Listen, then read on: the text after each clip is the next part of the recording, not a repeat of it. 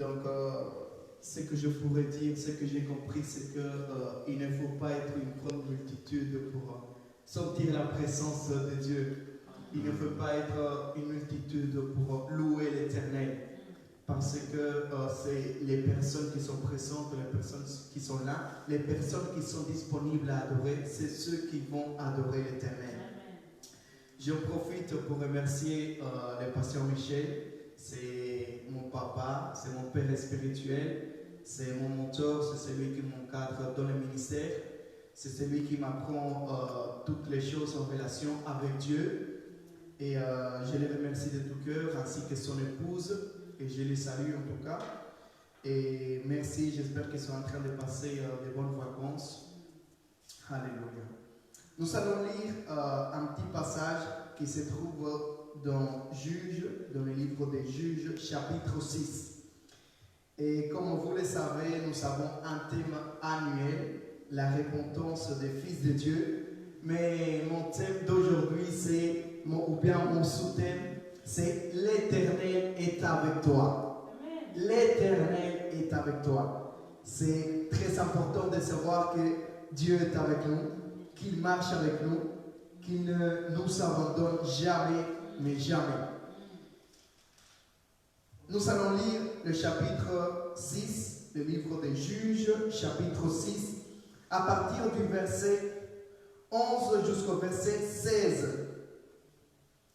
Il nous dit, la parole de Dieu, « Puis l'ange de l'Éternel vint, et il s'assit sous les térébintes d'Ophra, qui appartenait à Joas, membre de la famille d'Abiézer. Son fils Gédéon battait du blé au pressoir pour le mettre à l'abri des Madianites.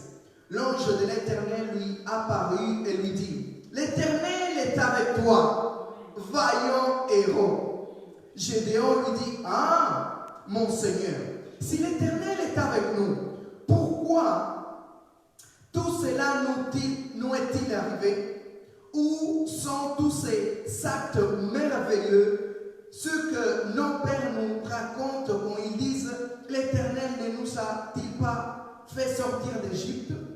Maintenant l'Éternel nous abandonne et nous livre entre les mains des Madians. » Verset 14, l'Éternel se tourna vers lui et dit, « Va avec la force que tu as et délivre Israël de l'oppression des Madians. N'est-ce pas moi qui t'envoie? » Verset 15, Gédéon lui dit, « Ah, mon Seigneur, avec quoi délivrerai-je Israël? Mon clan est le plus faible de Manassé et je suis le plus petit dans la famille de mon père. » Verset 16, et j'ai fini. L'Éternel répondit, « Je serai avec toi et tu battras les Madianites comme s'il s'agissait d'un seul homme. » Alléluia. Ce qui fait la différence dans notre vie, c'est Dieu. Quand Dieu est avec nous, il y a une grande différence. Mais quand Dieu n'est pas avec nous, il y a aussi une grande différence. Et ce que nous devons être conscients, c'est que si Dieu marche avec nous, il y a une grande différence dans ma vie. Nous pouvons peut-être réfléchir avant que nous étions païens. Dieu n'était pas avec nous.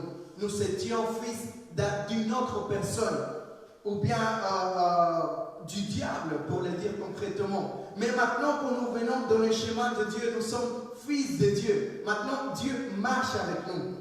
Donc, le but de mon message est que nous puissions savoir que Dieu est avec nous, que l'Éternel est avec nous, que l'Éternel est avec toi, et que l'Éternel marche tous les jours avec nous, et que l'Éternel marche tous les jours de notre vie. C'est vrai qu'il est invisible, mais il y a les évidences de sa parole qui nous prouvent qu'il est avec nous. Et nous allons voir ça un petit peu plus tard. Ici, en fait, que nous voyons, ce que nous venons de lire, c'est que Gédéon, en fait, il était en train de s'occuper de la terre et tout ça, mais le peuple d'Israël, il s'était en train de passer par un moment très compliqué. Alors l'ange de l'Éternel, donc le peuple d'Israël était sous une oppression parce que les Madianites les dominaient. Ils ont pris la domination. Donc la domination des Madianites était très puissante sur le peuple d'Israël. Israël ne savait pas quoi faire, ne savait pas qu'est-ce qu'il devait faire. Et donc ce qui s'est passé, c'est que le peuple d'Israël ont fait des choses qui n'ont pas plu à Dieu. Qui n'ont pas plu à Dieu, et c'est pour ça qu'ils se sont retrouvés dans cette situation. Alors Dieu le livra aux mains des Madianites durant 7 ans, durant 7 années. Les Israélites ont péché contre Dieu. Et en fait, le péché qu'ils ont commis, c'est qu'ils sont partis adorer un autre Dieu, ou bien ils sont partis adorer un autre Dieu qui n'était pas le vrai Dieu. Ils sont partis adorer, servir un autre Dieu qui n'était pas le vrai Dieu. Et quand les Israélites ont vu que les Madianites les opprimaient durement, en ruinant leurs produits du sol, en envahissant le pays, en les détruisant, ils ont fait maintenant appel à Dieu. Et Dieu a envoyé l'ange. L'ange de l'Éternel s'est manifesté à Gédéon. Ce que je veux dire ici, c'est que, en fait, on peut se retrouver dans une complication, dans une situation très compliquée. Ou bien on a péché contre Dieu. Mais au moment où on fait appel à Dieu, Dieu vient et il se manifeste à nous. On peut pécher, oui. On peut être culpabilisé. On peut commettre beaucoup de choses mal contre Dieu. Mais au moment où on se tourne vers Dieu et qu'on fait appel à Dieu, Dieu vient à notre secours. Dieu vient à notre secours. Parce que c'est un Dieu de compassion, il est miséricordieux. Il ne va pas nous laisser là dans le péché, il ne va pas nous laisser là par terre. Et le Seigneur leur envoie un prophète, le Seigneur leur envoie un ange. Et ensuite l'ange de l'Éternel vient faire une apparition à Gédéon pour lui dire que c'est lui la personne qui délivrera Israël des mains des Madianites. Ici nous voyons dans le verset 12, il nous dit, l'ange de l'Éternel lui est apparu et lui dit, l'Éternel est avec toi, vaillant héros. Ce qui se passe ici, c'est que Gédéon ne se voyait pas ainsi. Gédéon ne pensait pas que l'Éternel était avec lui. Gédéon ne se voyait pas comme un voyant héros, mais Dieu le voyait comme un voyant héros. Aujourd'hui, peut-être on se limite. Aujourd'hui, peut-être on se voit différent comme Dieu nous voit à nous. Il est temps maintenant qu'on change de mentalité et qu'on commence à se voir comme Dieu nous voit. Si Dieu nous voit comme des vaillants héros, il faut qu'on commence nous aussi à nous voir comme des vaillants héros. Et si Dieu nous dit qu'il est avec nous, c'est parce qu'il est avec nous. Dieu ne ment jamais. S'il dit qu'il est avec nous, il est avec nous. Ce n'est pas n'importe quel ange qui est apparu à Gédéon. C'est l'ange de l'Éternel ou bien l'ange du Seigneur. C'est l'ange du Seigneur qui est apparu à Gédéon, qui est descendu du ciel pour transmettre maintenant un message, pour donner un message à Gédéon. C'est l'ange du Seigneur ou bien l'ange de l'Éternel qui est apparu, donc c'est-à-dire Dieu lui-même. Dieu lui-même qui est apparu à Gédéon. Pourquoi? Pour transmettre maintenant un message, pour lui dire, je suis avec toi. Donc c'est Dieu lui-même qui lui dit, je suis avec toi, vaillant héros. Aujourd'hui, Dieu vient jusqu'à nous, vient jusqu'à toi pour te dire qu'il est avec toi. Pour te dire qu'il ne t'a pas encore abandonné. Parce que Dieu, c'est un Dieu de parole.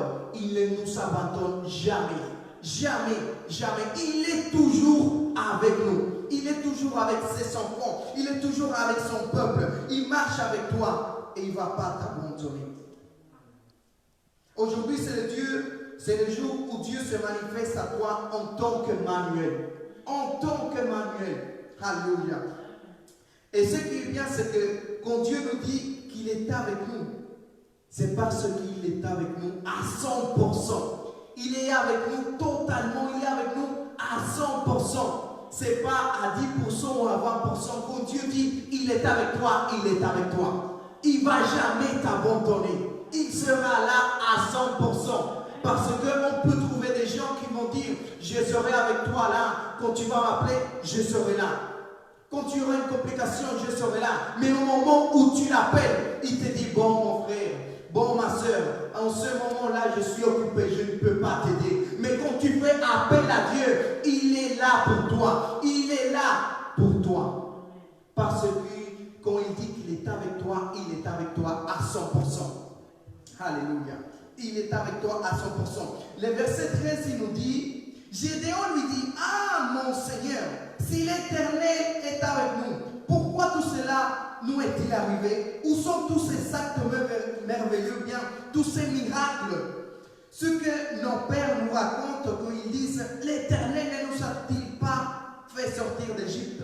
Maintenant, l'Éternel nous abandonne et nous livre entre les mains des Madianites. Il y a beaucoup parmi nous, ou bien il y a beaucoup d'entre nous, avec la mentalité des Gédéons, avec la mentalité des Gédéons, qui se disent, ah oui, si tu, ange de l'Éternel, ou bien l'ange de l'Éternel, tu viens t'apparenter de Dieu, même si tu ne vois pas de prodiges, même si tu ne vois pas de signes, Dieu est avec toi. Gédéon pensait que Dieu n'était pas avec lui. Dieu était avec lui, même s'il ne voyait pas de miracles, même s'il ne voyait pas, en ce moment-là, il ne voyait rien. Mais il allait voir la main de Dieu plus tard. Ce que je viens te dire aujourd'hui, c'est que même si tu ne vois rien pour l'instant, même si tu ne vois rien maintenant, Dieu est avec toi. Et tu verras la main de Dieu plus tard. Tu verras la main de Dieu plus tard. Maintenant, je ne sais pas te dire exactement quand, mais tu verras la main de Dieu. Mais ce qui est important, ce n'est pas vraiment la main de Dieu, mais ce qui est important, c'est que Dieu est avec toi. Parce que quand Dieu est avec toi, la main de Dieu aussi est avec toi. La main de Dieu aussi est avec toi. Alléluia. Dieu ne nous abandonne jamais. Dieu ne nous abandonne jamais. Les choses qu'il ne fallait pas faire, ce que tu as désobéi Dieu, c'est pour cela que tu ne vois pas la main de Dieu. Et c'est cela qui s'est passé avec le peuple d'Israël.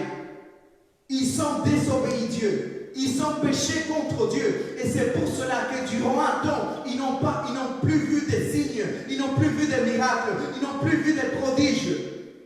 Et alors, Gédéon, il a dit, Dieu nous a abandonnés. Dieu nous abandonne.